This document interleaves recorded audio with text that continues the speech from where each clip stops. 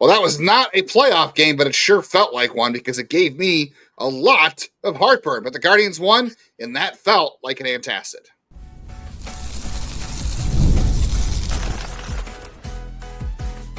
You are Locked On Guardians, your daily podcast on the Cleveland Guardians.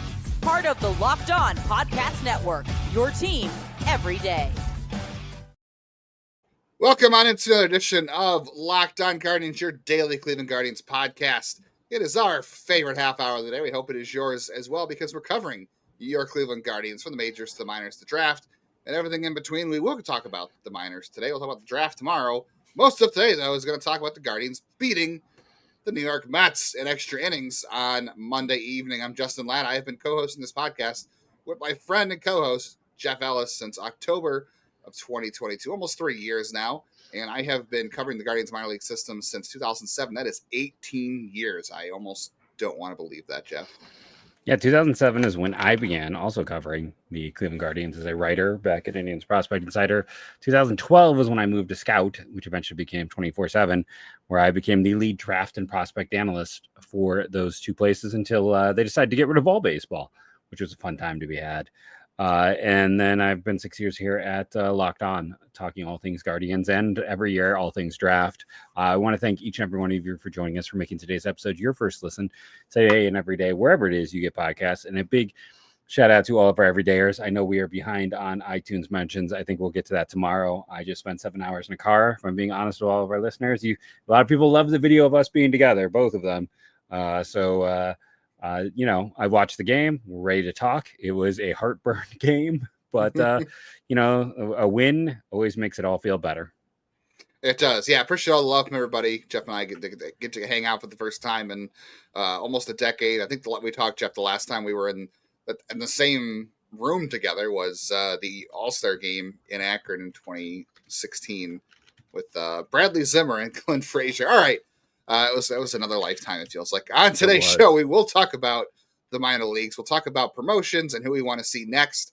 Another minor league storylines. We'll talk about Slade Cecconi and his best start, and Nic Enright stepping up in the bullpen in a big way.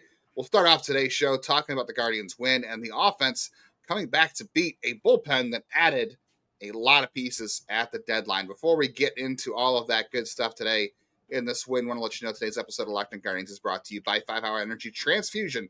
Go to 5hourenergy.com today. Use our promo code LOCKEDONGolf to receive 20% off your order, only valid through September 30th. Order transfusion-flavored 5-hour energy shots today.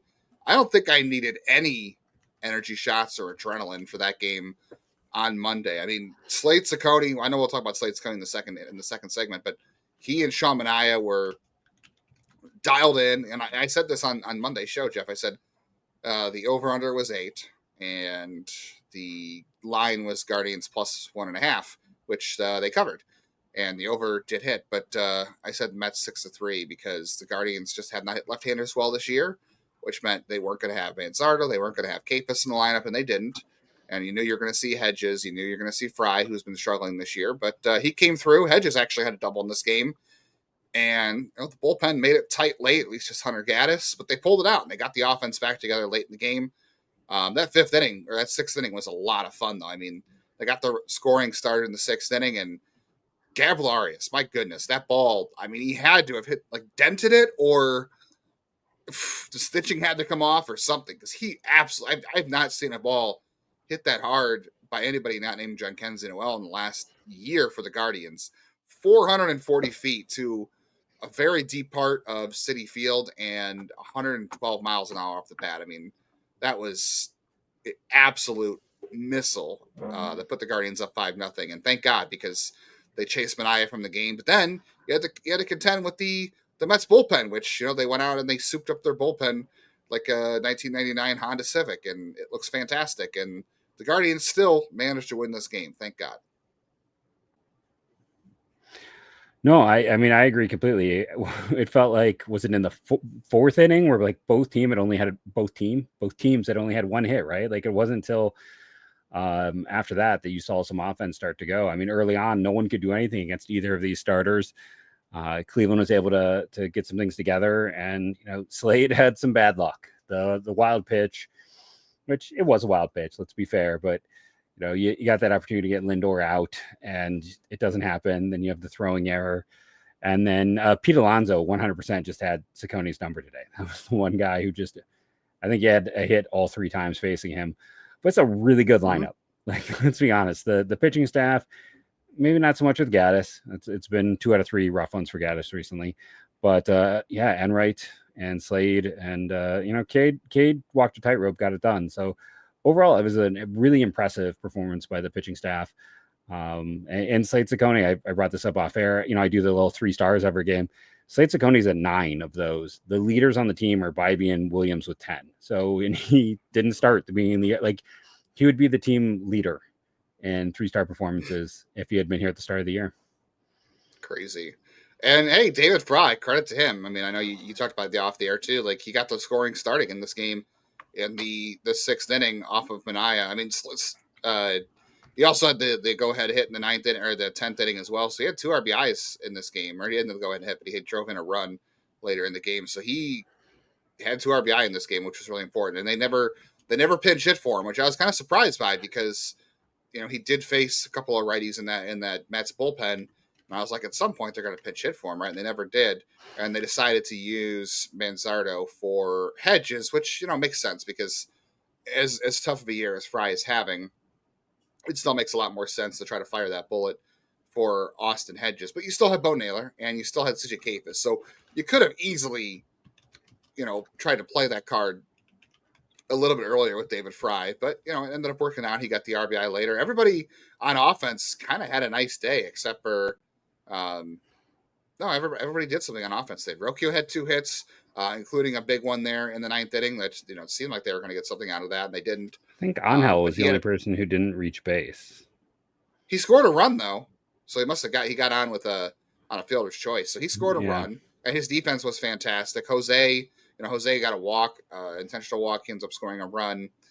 Santana, I thought we were going to see. I mean, he's not going to not play every day, obviously, but he's not going to just sit for days on end. But I thought maybe with Kayfus coming up and Manzardo playing the other day, I thought we would see a little bit less Santana, but it made sense to play him against Manaea because he has been hitting lefties well the last couple of years. Obviously, that's not happening this year, but he ended up having an RBI single in that 6th inning as well, and his defense also came to the rescue a little bit too. Nolan Jones had one of the few hits early in this game against Manaea. Thought it was odd to play him against a lefty, but it's like this is just a matchup you have to play right now. And then Rocchio had 2 hits, and then Rocchio, he did have that bad error that did help the Mets back into the game, that 3-run homer, but he ended up having a couple nice plays defensively late in the game, and he did have those 2 hits. He did have a steal and got to third base, so he still did some nice things. So your middle infield today was pretty solid overall with Gabby. That was the worst 4 inning. Runs and Rocchio doing some nice things offensively. Yeah, that was really getting Rocchio to third and then strike out. Like, how many times this year has a runner gotten to third and they just don't even make contact? Like, that's the part that's the most frustrating. I mean, they lead the league in sack. They lead the league in sack fly, so you thought they would come through. But Manzardo has a ton, but Manzardo didn't come through. So they lead the league in sack flies, but they just didn't come through in that spot. And they got to extra innings, and I was like, "There's no way they're going to win an extra innings because." They already used Gaddis, who struggled. They already used Sabrowski, who we'll talk about. And they had to use Cade to get through the 9th inning. And, man, that was I just didn't think they were going to have enough horses to get through the rest of the game. And they cracked through. I mean, the bullpen held tough after Gaddis. And the offense, it was really important for them, obviously, to get that second run in the 10th inning because, obviously, the Mets scored a run. But when you're on the road as an extra innings, you need that extra run. I almost wanted that 3rd run, to be honest, just because I was a little bit weary of where things were. But luckily, at the bottom part of the lineup at that point. But that felt like a playoff game. Like the shutout all the way to the 6th inning, and then the back and forth the rest of the way. That felt like a playoff game. No, I agree. And Gabby with the big sack fly there to come through, and then Nic Enright is really earning more important minutes. It was an unearned run. Because the Brunner starting attack. So he's got almost a sub-2 ERA. Well, we probably have a lot more Nic Enright talk in the coming weeks. Yeah, we'll talk about Nic Enright. We'll talk about Slade Cecconi coming up on the rest of today's Locked On Guardians.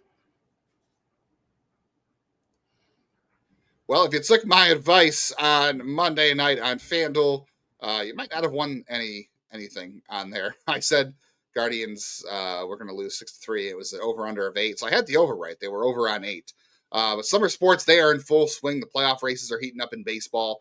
So if you're about baseball on the lights, golf on the green, high stakes soccer action. There's a lot going on, and FanDuel is the best way to make every game more exciting. Responsibly, you're already following all the action. The Guardians pushing for a playoff spot despite not having the best year. Make it a little more thrilling as long as you're not a Guardians player. With FanDuel, you can get in on the game while your friends are getting sunburned on the beach. So you can make a better decision than doing that. We talked about how the Guardians, they covered the over, and they actually did cover the 1.5 on Monday night. So maybe stick on track with that for the rest of the series, considering the Guardians now face Clay Holmes, who's been a little bit up and down this year. And you got Logan Allen, who's pitching pretty well. And the Mets do not do well against lefties, so that's a good sign for the Guardians. New to FanDuel, if you're a new customer, you can bet just $5 and get $150 in bonus bet if your first bet wins. Open the FanDuel app today or visit FanDuel.com to get started.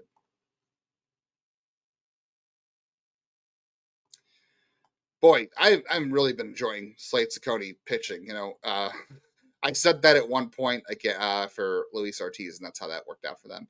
But I am really enjoying watching Slade Cecconi pitch. He did give up a lot of hard contact in this one. If you go and look at the Savant data and the box score, a lot of hard contact. He had to battle, though, out of innings in the 4th and 5th where things got a little bit dicey. But, man, he just kept coming back pitch after pitch. Like he was trying to dot that fastball in the inside corner. He was trying to go up and low. I thought Hedges called a great game, great sequencing. He used that curveball really well for a change of pace. He threw a couple nice changeups. But really, his fastball, it got hit hard, but he got 8 whiffs on this one because the fastball velocity overall was up a half a mile an hour. I'm trying to think who it was. I think it was McNeil. Was it Jeff McNeil or was it? No, it was Brandon Nimmo. He had runners on for Brandon Nimmo. He shook up.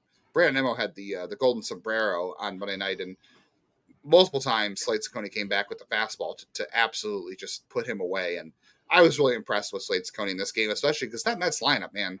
The top 5 at the very least. Like Vientos was good a year ago. He has not been good this year.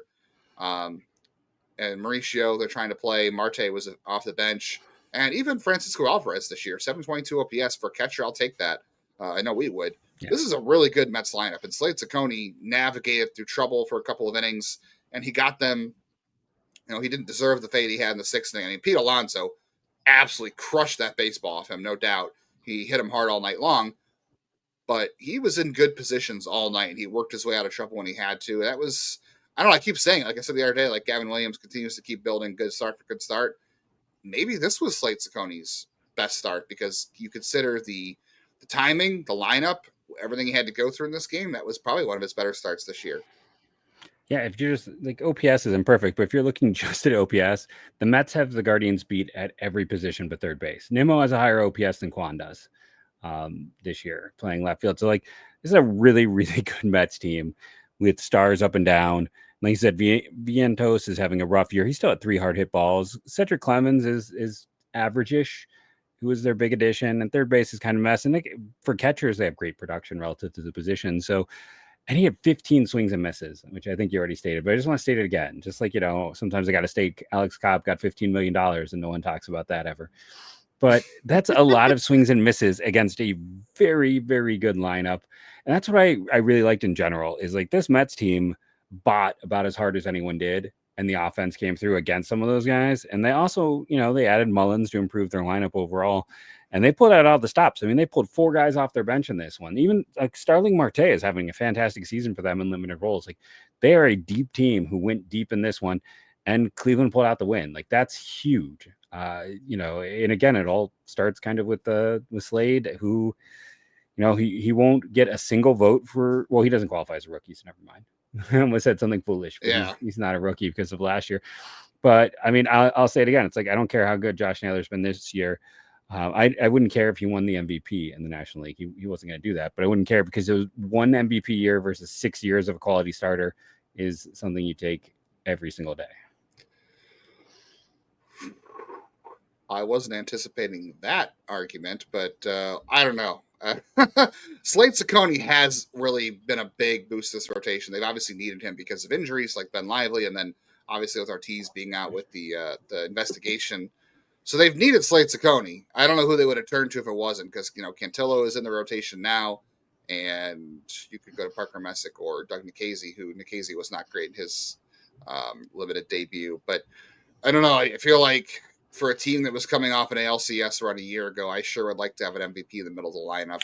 I mean, luckily he isn't that either. Luckily he's just been an average one. No, he's not. But I mean, I don't know. Like, I know what you're saying. Like, and trust me, I'm the king of, like, I'd rather have 10 great years of baseball in a row than one World Series and 9 crappy ones. So I do get what you're saying overall, because that's usually my argument.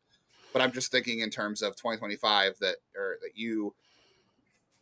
they didn't do enough to bolster the offense over the offseason. And it's something that has to do with injuries, which we'll talk about a little bit more in the third segment. But I don't know. I if you're looking at 2025, I sure wish that they had more chips on the table for this season. And Naylor, if he was, quote unquote, having an MVP season, sure would look nice behind Jose Ramirez. That isn't the case.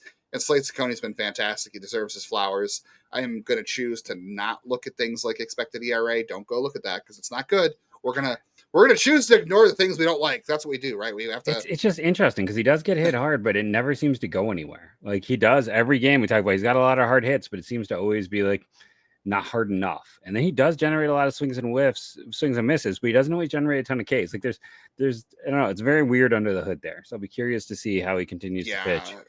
The savant page is not good. But again, like we said, we're gonna just choose our biases here and say, like, you know what, the things that I like are going well. The things that I don't like, I'm just going to ignore, because the Guardians won, and Slade Cecconi, the results are fantastic, at least for right now. So we'll take it. And then Nic Enright, Jeff, we got to talk about Nic Enright. Like, Cade Smith came in a very dicey situation after Hunter Gaddis kind of had a rough day. It is what it is. Like, I know there's a lot of people who are mad, but Hunter Gaddis had an ERA under 2 in July, and that was his first earned run allowed in the month of August. So I know there's been some dicey points there, but I'm just gonna chalk up to a bad night, because honestly, the Mets also hit Cade Smith hard. They had 2 hits off him, and then he was forced to walk Juan Soto to load the bases, and then he had to come back and strike out Pete Alonso, who at that point was 4-for-4 with a home run and 4 RBI, and he came in and slammed Pete Alonso back to the bench. So good performance by Cade Smith. They got to the 9th inning. By the way, don't overlook Eric Sabrowski either. He has been fantastic since he came back.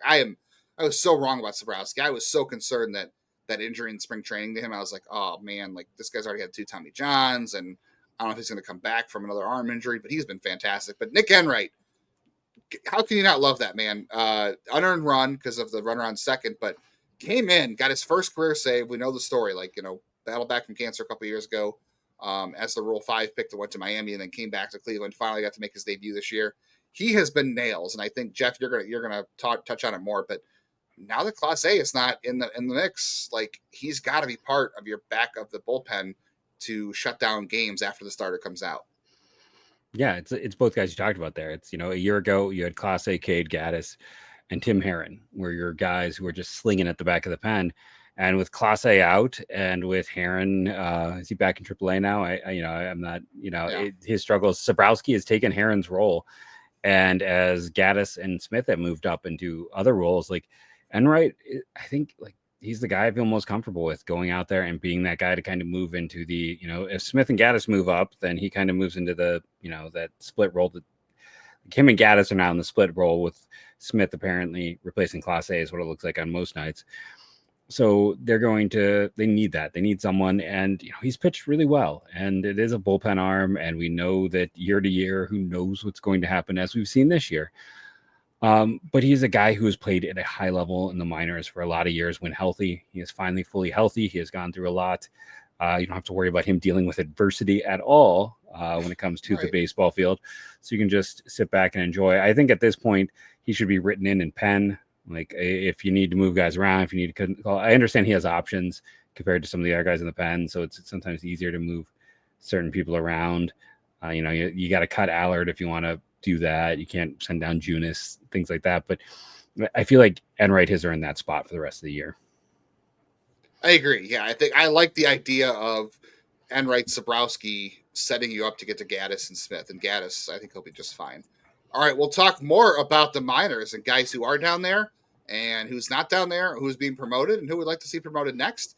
keeping an eye on what's to come for the rest of the farm system in 2025. Stick around for that on today's Locked On Guardians. But first, let's talk about our good friends over at 5 Hour Energy. Time to fuel up and turn it up with 5 Hour Energy Transfusion. It brings bold grape, ginger, and lime flavors of your favorite golf drink minus the alcohol into a quick, energizing shot. Whether you're sinking birdies or just making memories of friends, this is a hole-in-one for your energy game. Okay, I am the world's worst golfer. That's a fact. It is. I've got a medal somewhere for it. It is a lot of exercise when I go out because I am taking thousands of cuts. Like, it is a high workout for me. So I need something like 5 Hour Energy, because boy, am I going to go through a lot of energy over the course of the game due to being the worst golfer you have ever seen. Golf is all about good times, good flavors, and of course, the grape ginger lime flavor gives you the best parts of the clubhouse to go without chasing down the bev cart. So if you go to 5hourenergy.com today, that is the number 5hourenergy.com, you can use my promo code LOCKEDONGolf to receive 20% off your order. That offer is only valid until September 30th on one order and cannot be used with other promotions. That code is not good on subscription orders. Whether you're meeting up with friends or trying to turn 18 holes into 36, get energized boost you need to power through. Order Transfusion 5 Hour Energy shots today. I need lots of energy to get through the rest of this show after everything that went down on Monday night. All right, Jeff, you had a busy travel day back to home. Yes. On Monday, I took the trip down to your old stopping grounds in Akron on Sunday, and now they have Alfonso. I was a day late. Alfonso Rosario is going to go to Akron, and he is going to be part of that lineup. That Akron lineup, man, Lots of fun. It should be a lot of fun. Yeah, your Akron lineup now is going to have Bazzana at the top, Cooper Ingle, Angel Henao, and now it's going to have Alfonso Rosario. Unfortunately, Wilfredo Antunes went on the IL with a wrist thing, and he's had an interesting year so far. But that got us thinking, especially with the CJ Cavas promotion. What other promotions and other moves in the system are we watching for? Because I think, obviously, if we're being honest, I think rotation doesn't need help, but I'd like to see Parker Messick before the end of the season at some point. I'd like to see him. I know he's not on the 40, but he has to be added to the 40 by the end of the year. So I feel like we will see him. I don't know where he fits in. These things usually work themselves out, but I'd like to see Parker Messick somehow before the end of the season, considering he's going to be on the 40 this December anyway.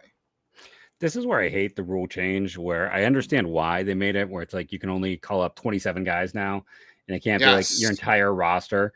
But can't we make it a little more? Can we make it 32 or 33? And then on a season like this, where things are winding down, they could go with a 6-man rotation.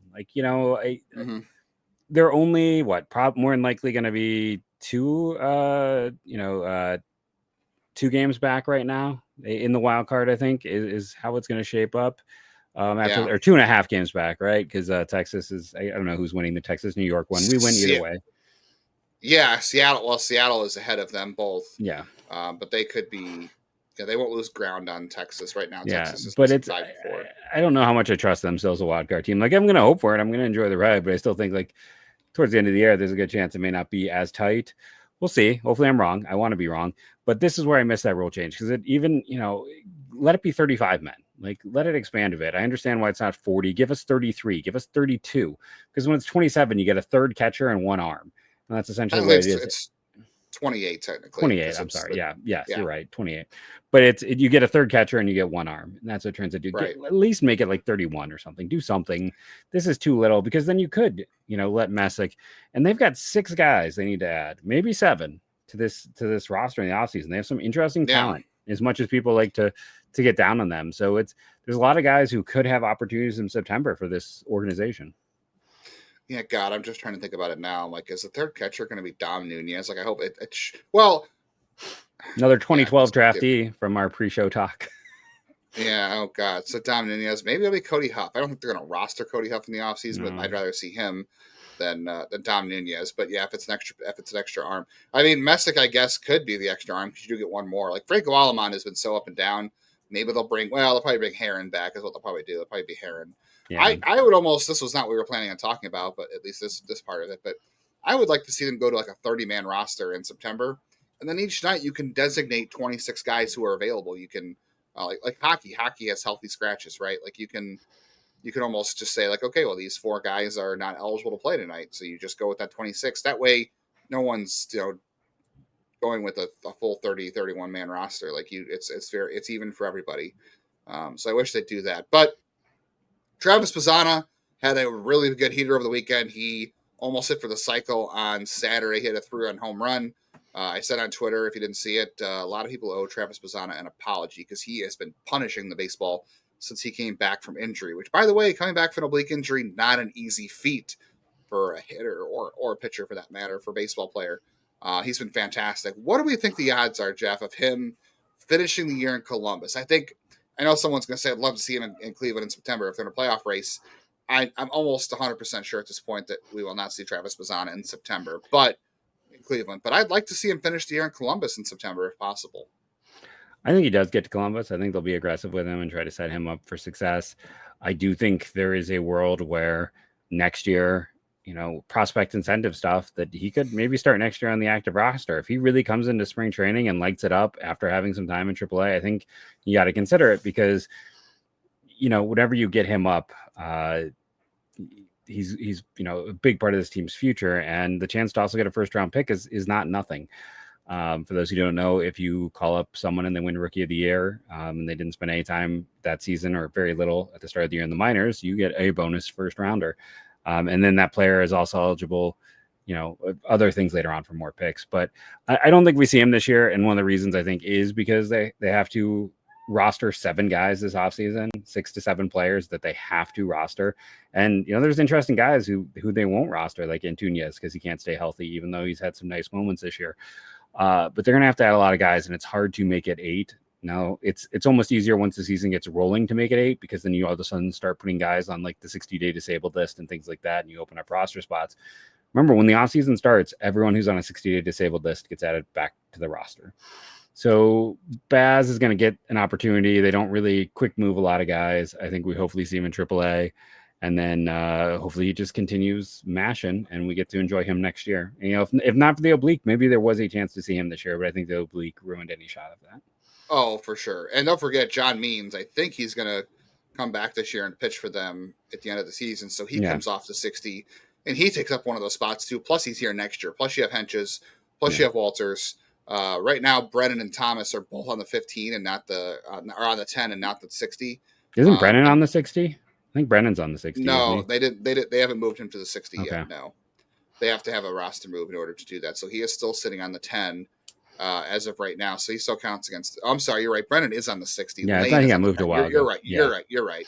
But Brennan probably isn't coming back next year, and Thomas is a free agent. So we'll see what happens there. So they should have some space to clear up. So Means could be part of that. Yeah, I think Bazzana AAA, and he doesn't have Brito blocking him right now because he's hurt. Would have been great to see Brito. Brito would have already been in Cleveland if he had not been hurt at this point. But he's going to be out a while longer with this hamstring issue. I don't see Cleveland promoting him this year now. But honestly, Brito should not impede Bazzana's progress. Like as much as I like Juan Brito, Travis Bazzana is the future. Like you have to have him ready to go next year. So he surpasses Brito, and you can find another position for Brito because it's not like he's good defensively to any of them anyway. But now Rosario goes to AA, so that's super exciting. I think there should be reason to promote Cooper Engel to AAA before the end of the year. He is just having a great year and accurate again after a slow start. So I'd like to see him finish the year in Columbus as well. I'd like to see Ralphie Velasquez go to AA. I know the numbers aren't great overall. Good second half though. Yeah, I'd like to see Ralphie Velasquez go to AA because they don't have a first baseman there right now. Like right now, their first baseman is essentially like Jorge Burgos, which I know some people like, and Texas just tied the game in the 9th inning off Devin Williams. The Rangers are in front of the Guardians. He's having a rough year, that's for sure. Nobody won. That's a trade that nobody won. No, nobody won that trade. Peterson's not having a great year either, so that's really just disappointing. But like Tyrese Turner and Jorge Burgos are playing first base in Akron, so you can make room for Ralphie. The problem moving Cooper up is that Jake Cozart in high A is not doing all that great, so you really can't move him up. But one of your guys, Bennett Thompson, they have to move him up, and they have to find spots for some of the college catchers they took this past year. So it's like they have to do that backfill. I mean, Johnny Tincher is not part of this team's future. If you need to move up Tincher for depth, then you move up Tincher for depth because he's here as a depth player. Like, that's what happens if Cozart isn't lighting the world on fire. I'm still kind of surprised, honestly, we haven't seen more cuts from the system with the draft. I thought there'd be more. I would think there's going to become someone coming soon if they're going to assign some draft guys to affiliates. Like Josh Hartle probably needs to end the year in Akron. He's pitched well enough to go up there. We haven't really, we didn't have a lot of time to talk about it. We'll get into it later. But like Joey Oki got to Lynchburg. That was fantastic. Braylon Dowdy just had the best start of his pro career. I'd love to see Braylon Dowdy get a start or two in Lake County before the end of the year. And obviously we haven't really talked about Unic or Caceres. Like everyone's kind of talking about him right now. He's off to a fantastic start in Lynchburg, only 17 years old. I've seen a lot of people talking about him like moving up fast in the system and like Juan Soto timeline. Let's pump the brakes on Caceres a little bit. He's a corner outfielder who needs to add some weight. He's a very aggressive approach at the plate. Like let's pump the brakes on Caceres. Like he's a 17-year-old who has 4 games in low A after he did a good job in the complex leagues, but we've seen great complex leagues get absolutely destroyed at the next level before. Like you and I love Luis Morejo coming into the year, and he's been a flop this season. So we'll see. But Caceres is someone fun to keep an eye on to the end of the year, only age 17. He's he's one of those guys who is definitely going to be on some top 30 lists. He's played really well this year, getting that opportunity and stepping up. Dowdy's the guy I really want to see as well. I agree. He's got to get to Lake County before the end of the year at age 19. He's doing it fantastic. I mean, and look at his strikeout to walk ratio and things like that. Like he is probably the best pitching prospect no one talks about in baseball in general. His name never comes up in anything I see nationally, and all he does is excel. Yeah, he's having a fantastic year, and the Guardians were aggressive with him and put him straight to low A, which they don't normally do because Oki and Chase Mobley stayed in high and complex. He's been pitching less than they have throughout his career. He has less experience than those two. He does. Yeah, that's right. Yeah. All right, next show, we're going to be back, obviously, tomorrow because it is your Cleveland Guardians every day. We'll talk Guardians Mets, Logan, Allen, and Clay Holmes. We'll see if the Guardians can do it again. And Jeff and I will take a trip through the time warp a little bit, and we'll talk about the 2024 draft class, speaking of Travis Bazzana, and we'll talk about where things stand a year later. So come back tomorrow for more Mets Guardians, and we'll talk more about Travis Bazzana and Braylon Dowdy. And others. We'll get into it, maybe go those first 5 rounds. We'll have to see how long it takes. But thank you for joining us. Remember, rate and review, download daily.